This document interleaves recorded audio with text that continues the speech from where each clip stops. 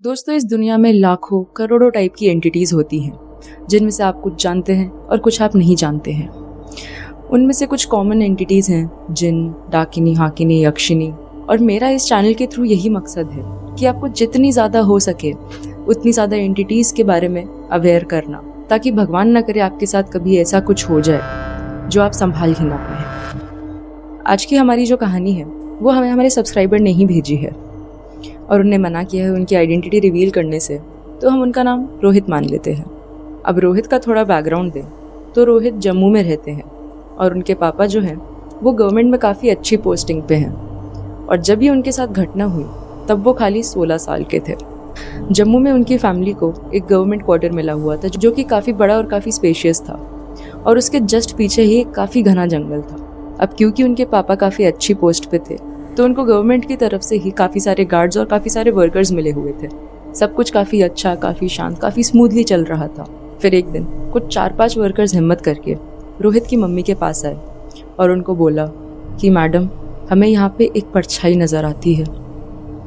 पहले तो रोहित की मम्मी को लगा कि ये लोग मजाक कर रहे हैं, लेकिन जब उन्होंने उनके चेहरे पर डर देखा तब उन्होंने भी सोचा कि ये सच ही बोल रहे होंगे।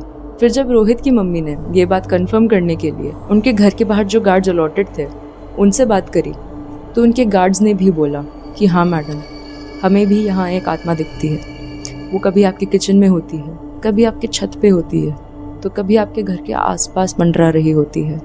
और उसमें भी एक सबसे अजीब बात ये थी कि वो आत्मा हमेशा सफ़ेद कपड़ों में नज़र आती थी।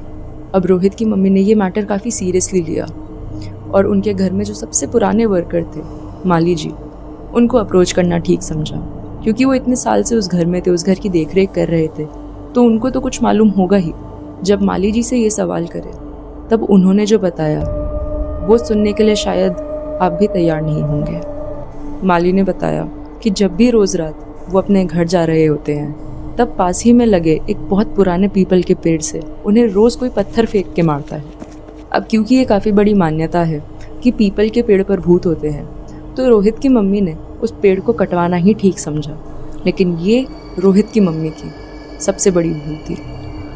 उन्होंने माली जी को बोला कि आप अगली सुबह जब आओगे तब ये पेड़ ही काट देना, शायद यही सारी समस्या की जड़ है। फिर अगले दिन सुबह जब माली जी घर आए और पेड़ पर चढ़े तब वहाँ 3 लोग मौजूद थे, रोहित, उनकी मम्मी और माली जी खुद।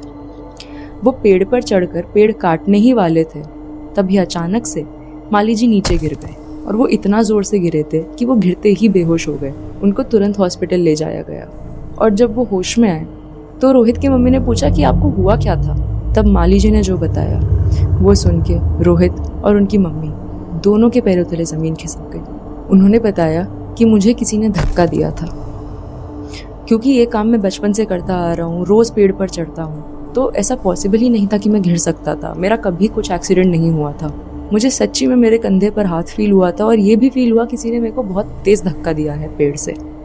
अब इतना सब कुछ होने के बाद भी रोहित की मम्मी ने उनके पापा को कुछ नहीं बताया, क्योंकि वो काम के सिलसिले में काफ़ी बिजी रहा करते थे, तो उन्होंने सोचा उन पर एक्स्ट्रा स्ट्रेस क्यों ही डालना। एक दिन रात को रोहित और उनका परिवार डिनर करके घर आ रहे थे। रोहित ड्राइवर के साथ आगे बैठे थे और पीछे उनके पेरेंट्स और उनका छोटा भाई बैठे थे। रोहित काफ़ी थक गए थे, इसीलिए वो फ्रंट सीट पर ही सो गए।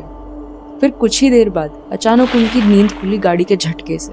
उन्होंने आसपास देखा तो ड्राइवर कुछ मंत्र बड़बड़ा रहे थे और अगरबत्ती जला रहे थे गाड़ी में।